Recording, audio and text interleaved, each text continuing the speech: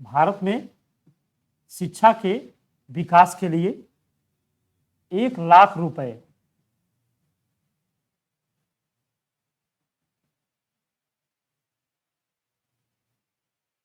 1,00,000 रुपए की व्यवस्था की गई। भारत में शिक्षा के विकास के लिए 1,00,000 रुपए की व्यवस्था की गई। इसी में पैरा नंबर 3, इस पैरा नंबर 3 में कहा गया कि भारत में ईसाई मिशनरियों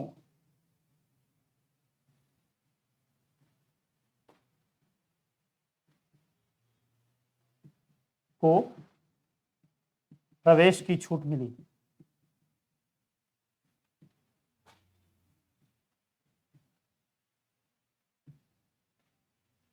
भारत में ईसाई मिशनरियों को प्रवेश की छूट मिली। और चौथा इसी 1813 में था कि अब ये भी स्थिति हो गई कि भारत में संवैधानिक विकास के इस तहत अंग्रेजों की या ईस्ट इंडिया कंपनी की संवैधानिक स्थिति स्पष्ट की गई। आप लिख सकते हैं ईस्ट इंडिया कंपनी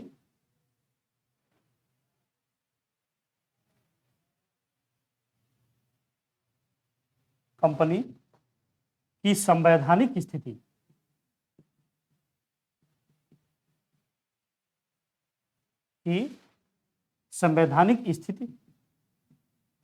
स्पष्ट की गई।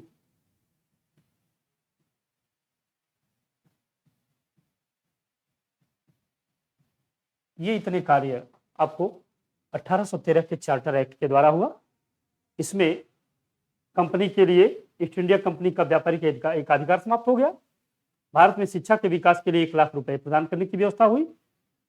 ठीक। और भारत में ईसाई मिशनरियों को प्रवेश की छूट मिली तथा ईस्ट इंडिया कंपनी की संवैधानिक स्थिति स्पष्ट की गई। ये इतनी चीजें 1813 के एक्ट में आया। इसके 20 साल बाद फिर आया 1835 का चार्टर एक्ट।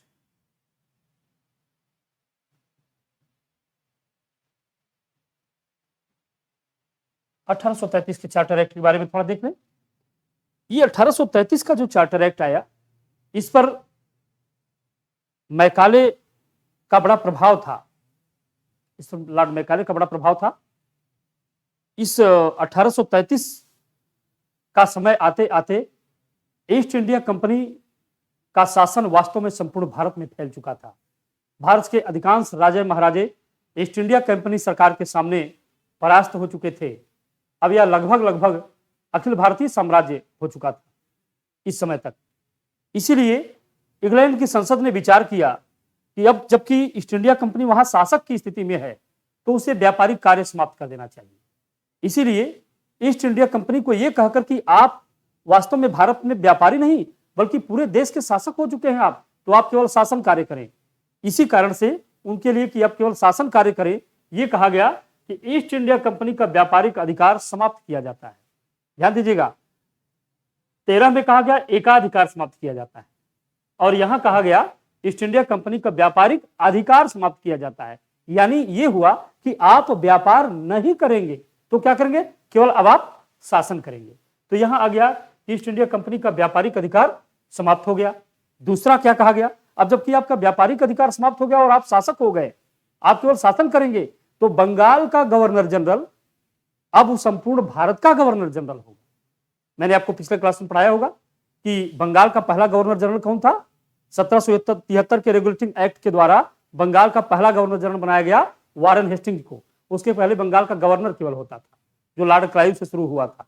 क्लाइव, उसके बाद बताया गया वेंसिटार्ट, फिर लियो कार्टियस, फिर वारेन हेस्टिंग। वारेन हेस्टिंग के समय 1773 का रेगुलेटिंग एक्ट आया और उसके तहत वारेन हेस्टिंग को भारत का बंगाल का पहला गवर्नर जनरल बना दिया गया, भारत का नहीं। ठीक। अब ये देखिए, यहां 1833 आते आते स्थितियां बहुत कुछ बदल चुकी थी। लगभग 70-80 साल हो भी चुके थे। इस समय तक आते आते इंग्लैंड की ईस्ट इंडिया कंपनी ने भारत में साम्राज्य विस्तार कर लिया। इसलिए उनकी सरकार ने इंग्लैंड की संसद ने कह दिया कि आप वास्तव में शासक हैं, व्यापारी नहीं। इसलिए आपका व्यापारिक अधिकार ही समाप्त किया जाता है। ये पहला पैरा हो गया। दूसरे पैरा में कहा गया अब जबकि आप संपूर्ण भारत के हिस्से में फैल चुके हैं, संपूर्ण भारत पर अधिकार कर चुके हैं, तो इन परिस्थितियों में बंगाल का गवर्नर जनरल अब संपूर्ण भारत का गवर्नर जनरल होगा। यानी इसका मतलब यह हुआ कि इस समय बंगाल के गवर्नर जनरल हुआ करते थे लॉर्ड विलियम बेंटिंग, यानी लॉर्ड विलियम बेंटिंग बंगाल के अंतिम गवर्नर जनरल और संपूर्ण भारत के पहले गवर्नर जनरल बने। लॉर्ड विलियम बेंटिंग 1833 के चार्टर में। इसमें एक चीज और कहा गया, भारत में अंग्रेजी को भारत की शिक्षा का माध्यम बना दिया गया। सरकार का कहना था कि अगर हम कहीं शिक्षा के विकास में लाखों रुपए प्रदान कर रहे हैं तो इसका मतलब उस देश की भाषा किस, उस देश की शिक्षा किस भाषा में दी जाए, किस तरह से दी जाए, इसका भी अधिकार हमें है। इसलिए सरकार ने यह अधिकार अपने हाथों में लेते हुए भारत में शिक्षा का माध्यम तय किया कि किस भाषा में भारत में शिक्षा दी जाए। इसके लिए governor general Lord William Bentinck ने लॉर्ड मैकाले के नेतृत्व में एक कमेटी बनाई, लोक शिक्षा समिति, और उसमें स्थिति यह हुई कि लॉर्ड मैकाले ने अंततः अंग्रेजी भाषा को भारत में शिक्षा के माध्यम के रूप में उचित माना और उनके रिकमेंडेशन के बाद, उनके रिपोर्ट प्रस्तुत करने के बाद लॉर्ड विलियम बेंटिंग ने अंग्रेजी को भारत में शिक्षा का माध्यम बना दिया और 1835 से इसे यानी अंग्रेजी को भारत में शिक्षा का माध्यम स्वीकार कर लिया गया। इतनी चीजें हुई 1833 में। तो ये सारी चीजें 1833 के एक्ट में आई और अब क्योंकि अखिल भारतीय हो चुकी थी इसलिए इन परिस्थितियों में ये एक्ट पारित करना पड़ा। तो आप यहां लिख सकते हैं जैसा कि मैंने अभी अभी बताया 1833 के चार्टर एक्ट में आप कह सकते हैं नंबर 1 क्या कहा था हमने कि ईस्ट इंडिया कंपनी का व्यापारिक अधिकार समाप्त हो गया। तो आप यहां लिख सकते हैं east India company, east India company का व्यापारिक अधिकार समाप्त हो गया।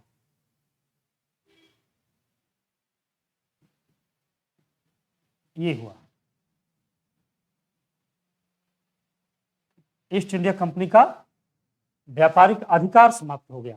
ऊपर एकाधिकार है, नीचे अधिकार है। 1833 आते आते ईस्ट इंडिया कंपनी का व्यापारिक अधिकार ही समाप्त कर दिया गया। ऐसा इसलिए क्योंकि इंग्लैंड की सरकार का कहना था कि आप संपूर्ण भारत के शासक हैं, इसी कारण से एकाधिकार समाप्त हुआ। और तब आगे क्या कहा गया, जब संपूर्ण भारत आपका है तो बंगाल का गवर्नर जनरल संपूर्ण भारत का गवर्नर जनरल माना जाएगा। बंगाल का गवर्नर जनरल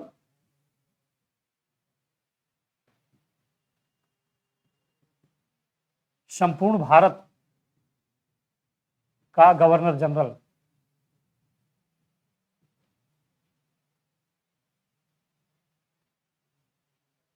संपूर्ण भारत का गवर्नर जनरल बनाया गया।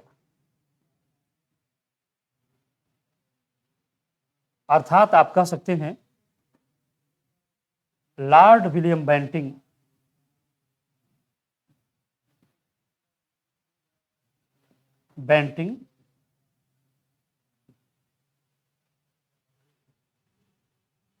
संपूर्ण भारत के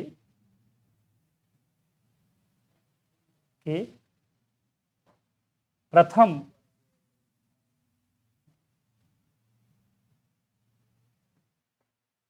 गवर्नर जनरल थे।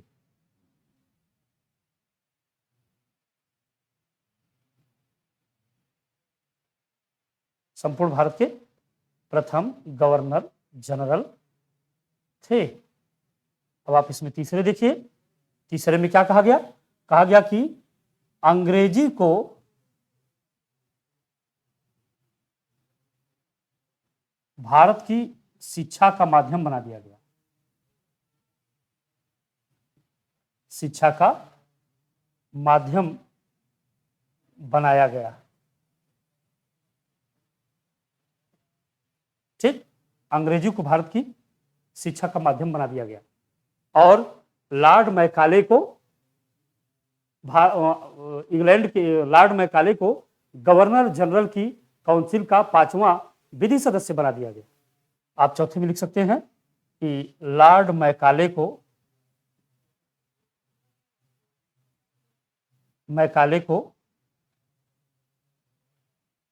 गवर्नर जनरल की परिषद का विधि सदस्य।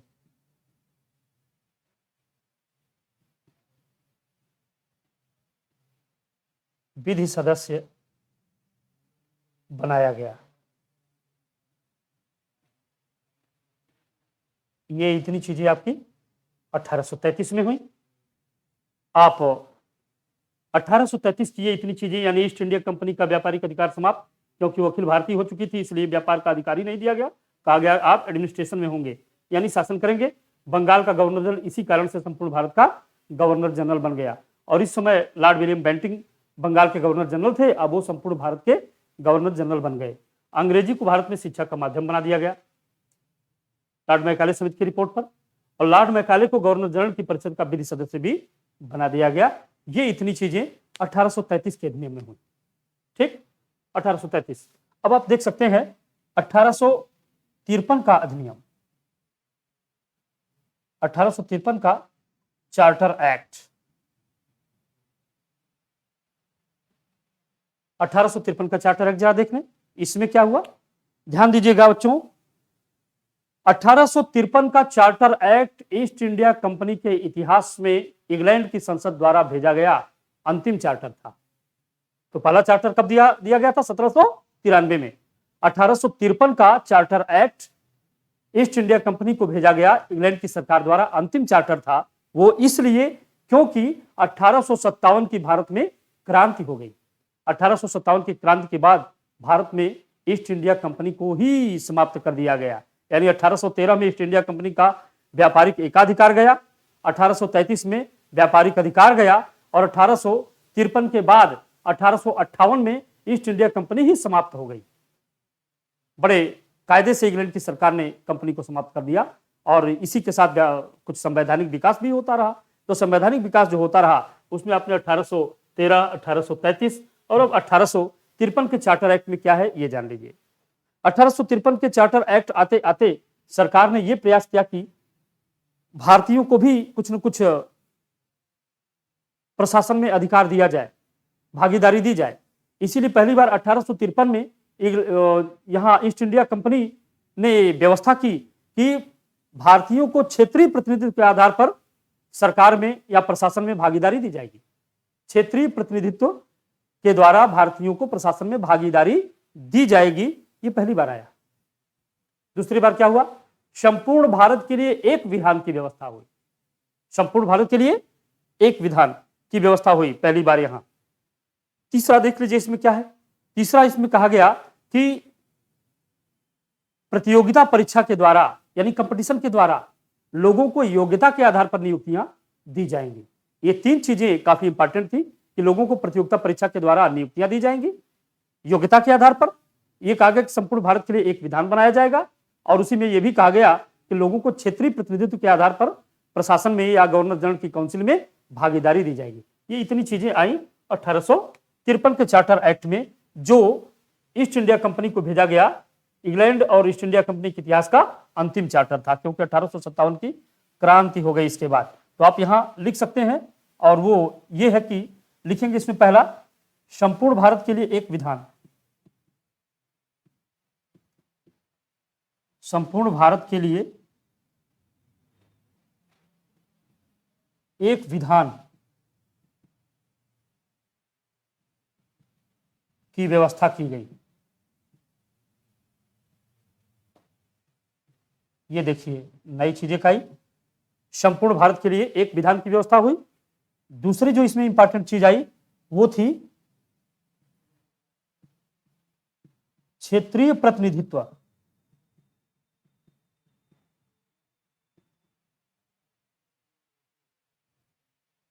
क्षेत्रीय प्रतिनिधित्व प्रदान किया गया।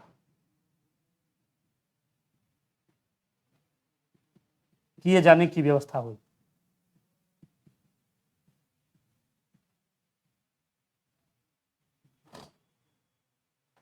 क्षेत्रीय प्रतिनिधित्व प्रदान किए जाने की व्यवस्था हुई। देखिए एक ये भी चीज हो गई।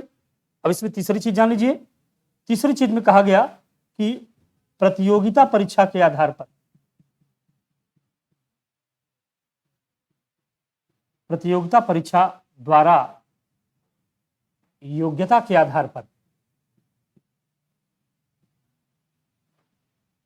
आधार पर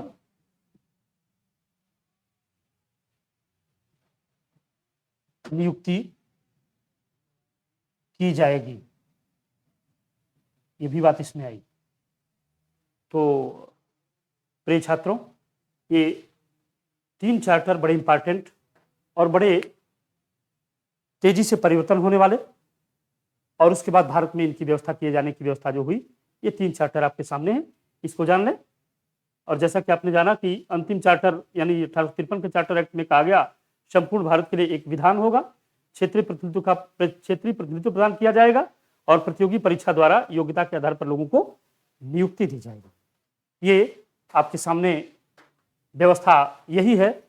इस तरह से एक बेहतरीन ढंग से यहां तक व्यवस्था बनी, अर्थात संवैधानिक विकास हुआ। अब इसके बाद हम लोग देख लेते हैं कि आखिर 1857 की क्रांति जब हो गई तो उस क्रांति के बाद आखिर क्या हुआ।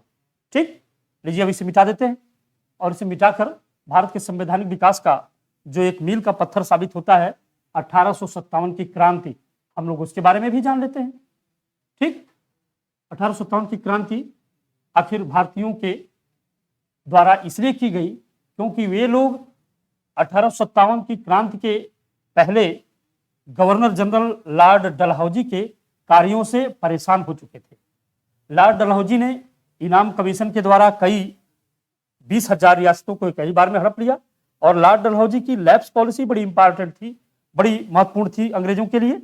लैप्स पॉलिसी द्वारा उन लोगों को यानी भारतीयों को या भारतीय राजे महाराजाओं को ऐसा लगने लगा कि अब कोई भी सुरक्षित नहीं रह जाएगा, है ना, कोई भी सुरक्षित नहीं रह जाएगा। इसलिए जब गोद लेने की प्रथा वाली बात लॉर्ड डलहौजी ने बनाई, नया कानून कि भारतीयों को गोद लेने का अधिकार नहीं होगा, पहले क्या बनाया, हम उन्हीं को राजा मानते हैं जिनके रगों में शाहशाही रक्त बहता हो, अर्थात राजा का पुत्र राजा माना जाएगा। लेकिन यदि राजा निसंतान है तो कहा गया कि ऐसे लोग जो गोद लिए गए होंगे हम उन्हें राजा नहीं मानेंगे। ठीक, यानी उसमें गोद लेने के अधिकार में कहा कि भारतीयों को गोद लेने का अधिकार नहीं होगा, डलहौजी ने कहा। और जो इसके आगे जो कानून बनाया उसने कहा जो गोद लिए जा चुके हम उन्हें राजा नहीं मानते, उनकी पेंशन बंद कर दी जाएगी। इसी पेंशन बंद करने की जद में आ गए नाना साहब, जिनका मूल नाम धोंधू पंत था। ये पेशवा बाजीराव द्वितीय के दत्तक पुत्र थे, और ये पेशवा का साम्राज्य समाप्त हो जाने के बाद उन्हें 8 लाख की पेंशन दे दी गई और यहीं बिठूर कानपुर के समीप रहने के लिए भेज दिया गया, और यहीं रहकर उन्होंने 1857 की क्रांति का ताना बाना बुना। 1857 की क्रांति यद्यपि दमित कर दी गई, दबा दी गई, लेकिन इसके बाद भी इसमें यह बात तो थी कि मरते मरते रहा बाकापन साथियों। हाँ जी, अर्थात ये क्रांति दमन हो जाने के बाद भी वास्तव में उसमें बाकापन बना रहा। अंग्रेज पूरी तरह से दहशत में आ गए। जिस समय 1857 की क्रांति हुई उस समय भारत में बहादुर शाह जफर का शासन था, अर्थात वास्तव में सार्वभौम शासक तो नहीं थे, लेकिन प्रतीक रूप में मुगल शासक के रूप में वो स्वीकार किए जाते थे दिल्ली में। और साथ ही साथ इस समय भारत में गवर्नर जनरल होते थे लॉर्ड कैनिंग, और लॉर्ड कैनिंग इसमें गवर्नर जनरल होते थे। तो इंग्लैंड में महारानी होती थी विक्टोरिया, और इंग्लैंड में प्राइम मिनिस्टर होते थे पामरस्टन। इंग्लैंड में संसद के विपक्ष के नेता होते थे बेंजामिन डिज़रायली। बेंजामिन डिज़रायली ने सदन के चर्चा में भाग लेते हुए कहा कि माननीय अध्यक्ष महोदय, महान साम्राज्यों का उत्थान पतन छोटे चर्बी वाले कारतूस जैसी छोटी छोटी घटनाओं से नहीं होता। इसलिए मैं कह सकता हूं भारत में जो कुछ वहां के महान स्वतंत्रता संग्राम सेनानियों या वहां के नागरिकों ने किया, उसमें पूरे दावे के साथ कहा जा सकता है कि वह प्रथम स्वतंत्रता संग्राम है मिलाद। आगे जो सुझाव दिया गया उनके द्वारा, उसमें कहा गया भारत और अंग्रेजों के हित में यही है कि ईस्ट इंडिया कंपनी को पूरी तरह से समाप्त कर देना चाहिए। Para number 1, east India company को समाप्त कर देना चाहिए, तो समाप्त कर भी दिया गया। जब ईस्ट इंडिया कंपनी समाप्त हो गई तो गवर्नर जनरल और बोर्ड ऑफ कंट्रोल भी ध्वस्त हो गए। अब यानी भारत शासन चलाने के लिए भारत सचिव या इनको कहा जाता है सेक्रेटरी ऑफ स्टेट की नियुक्ति हुई। अब साथ ही साथ इंग्लैंड की महारानी विक्टोरिया को भारत की साम्राज्ञी बना दिया गया। ये इतनी बातें इस बार हुई। इसको कहा जाता है 1857 की क्रांति के तुरंत बाद जो इंग्लैंड की सरकार ने भेजा एक्ट 1858 का एक्ट, 1857 की क्रांति के तुरंत बाद आया। जो कुछ इंग्लैंड की संसद में बहस हुआ वही 1858 का एक्ट बना दिया गया। तो अब आप यहां लिख सकते हैं 1858 का एक्ट, अब चार्टर एक्ट नहीं है, अब आ गया इस बार 1858 का एक्ट। इस 1858 के एक्ट में जो कुछ बना वो 1857 की क्रांति के फलस्वरूप बना, और इसी कारण से यहां पर आप कह सकते हैं 1858 में नंबर 1, इसमें पहले पहले क्या हुआ, ईस्ट इंडिया कंपनी को समाप्त कर दिया गया।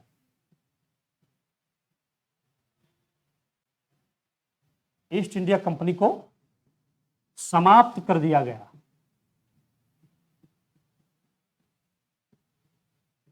ये देखिए इसका पैरा नंबर 1 हो गया। और दूसरा जो है इसमें है board of director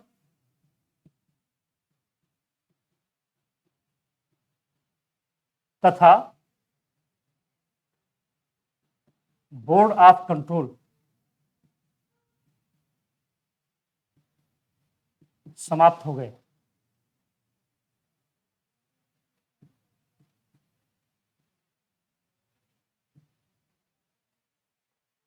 board of director, board of control, ये भी समाप्त हो गए। आगे देखिए गवर्नर जनरल का पद समाप्त। तो चौथा देखिए इंग्लैंड की महारानी विक्टोरिया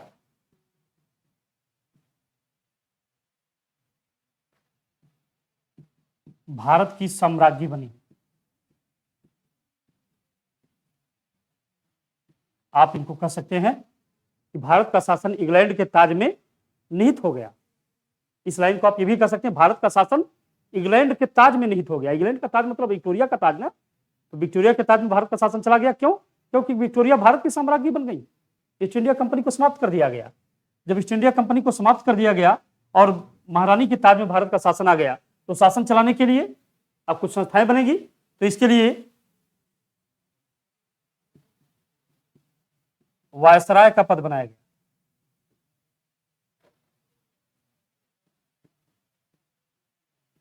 ये देखिए वायसराय का पद बनाया गया। तो वायसराय का पद आया किसकी जगह पे? गवर्नर जनरल की जगह। गवर्नर जनरल की जगह वायसराय का पद बनाया गया।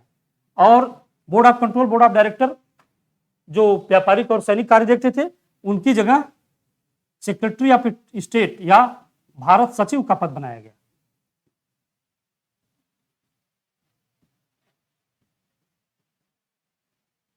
ये भारत सचिव जो होता था, ये भारतीय शासन व्यवस्था को अब देखने लगा। यानी भारत सचिव का पद बन गया, वायसराय का पद समाप्त हो गया, इंग्लैंड की महारानी विक्टोरिया भारत की साम्राज्ञी बन गई। गवर्नर जनरल का पद समाप्त हो गया, उनकी जगह वायसराय का पद आया। बोर्ड ऑफ कंट्रोल और बोर्ड ऑफ डायरेक्टर का पद समाप्त हो गया, उनकी जगह भारत सचिव का पद आया। ठीक, ये इतनी चीजें हुई। आप कह सकते हैं लॉर्ड कैनिंग, क्योंकि इसमें गवर्नर जनरल थे लॉर्ड कैनिंग, इसलिए आप कह सकते हैं नोट में नोट लॉर्ड कैनिंग भारत के प्रथम वायसराय।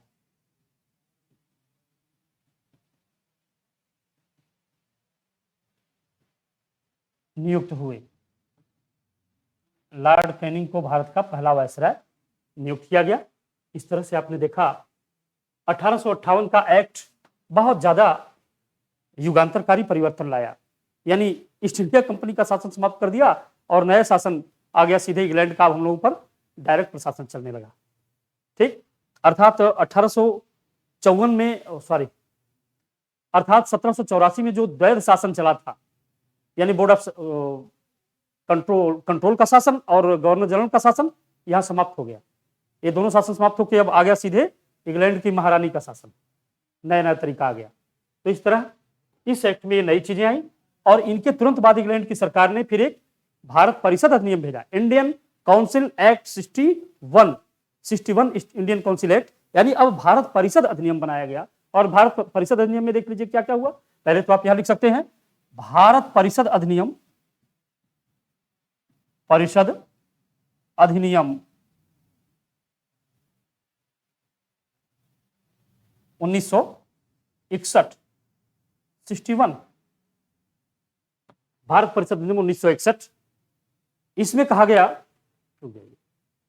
गया कि ये जो है गवर्नर जनरल या कहें उनकी जगह आ गए वायसराय लॉर्ड कैनिंग।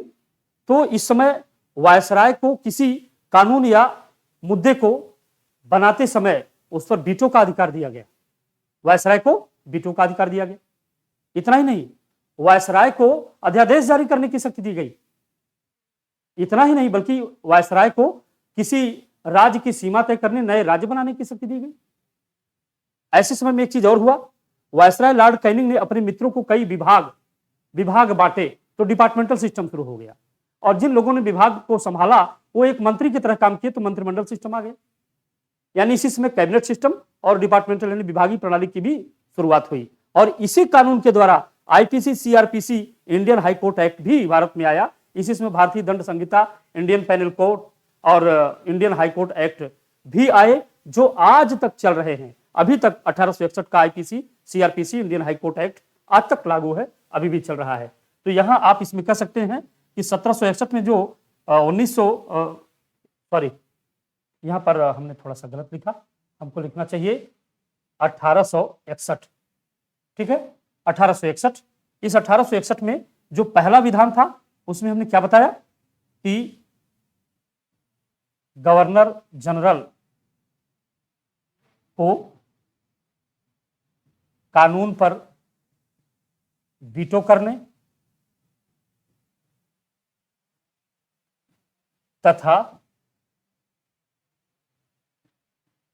अध्यादेश जारी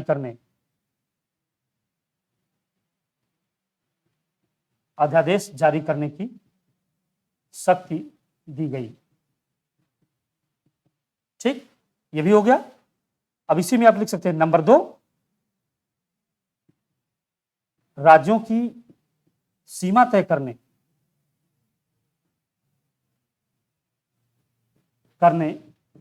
तथा राज्य निर्माण का अधिकार मिला।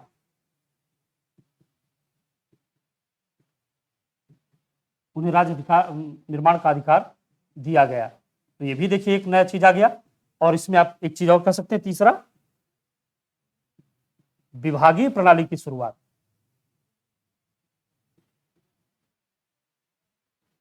मंत्रिमंडलीय प्रणाली की शुरुआत।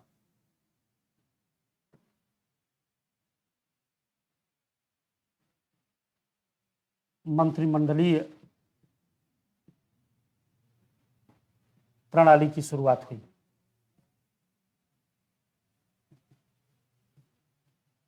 ये इसी समय होती है, मंत्रिमंडलीय प्रणाली की शुरुआत, विभागीय प्रणाली की शुरुआत। और चौथे में आप लिख सकते हैं आईपीसी, फिर सीआरपीसी,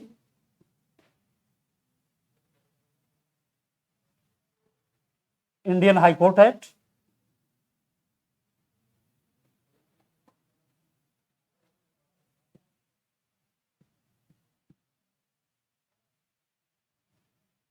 भी बनाए गए, जो आज तक जारी हैं। इतनी चीजें, विभागीय प्रणाली भी इसी समय आई, मंत्रिमंडलीय प्रणाली भी इसी समय आई, कानून पर वीटो करने की शक्ति, अध्यादेश जारी करने की शक्ति, तमाम चीजें इस समय गवर्नर जनरल को दी गई। लॉर्ड कैनिंग ने इसे बाखूबी किया। आप इसमें 1861 के लगे हाथ एक चीज और कर सकते हैं। इसमें जब संसदीय प्रणाली की शुरुआत भारत में हो जाती है, वो एक बड़ा इंपॉर्टेंट पहलू है। अगला 1892 में जब एक्ट आया, तो 1892 के परिषद एक्ट में भारत में संसदीय प्रणाली की शुरुआत हुई, पार्लियामेंट्री सिस्टम वाज स्टार्ट। क्यों? क्योंकि भारतीयों को बजट पर बहस करने, बजट पर अपरोक्ष रूप से या परोक्ष रूप से कह सकते हैं आप, उस पर मतदान करने की उनको शक्ति प्राप्त हुई भारतीय लोगों को। तो यही तो संसदीय प्रणाली है, बजट पर बहस करने की शक्ति, बजट पर प्रश्न पूछने की शक्ति, परोक्ष रूप से मतदान प्रणाली को बनाए रखने की शक्ति उनको मिली, यही संसदीय प्रणाली है। ये आपको 1892 में मिला। तो आप यहां बड़े ही आसानी से लिख सकते हैं 1892 का एक्ट, और इसमें जो इंपॉर्टेंट चीजें हैं वो है संसदीय प्रणाली की शुरुआत, पार्लियामेंट्री सिस्टम। यहां संसदीय प्रणाली की शुरुआत होती है, शुरुआत हुई, संसदीय प्रणाली की शुरुआत हुई। इस संसदीय प्रणाली में हुआ क्या क्या, इसमें था यानी नंबर 1 संसदीय प्रणाली शुरू हुई, और नंबर 2 आप कह सकते हैं बजट पर बहस करने, प्रश्न पूछने का अधिकार दिया गया।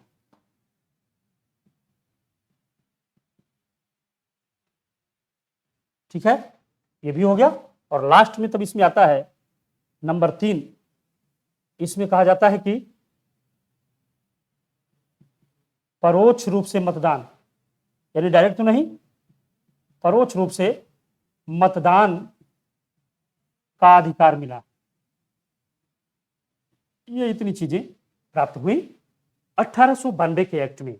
देखिए हमारे देश में संवैधानिक विकास होते होते यहां ईस्ट इंडिया कंपनी का समापन ही हो गया, और उसके बाद भारत परिषद अधिनियम ने तमाम नई नई संस्थाओं को जन्म दे दिया।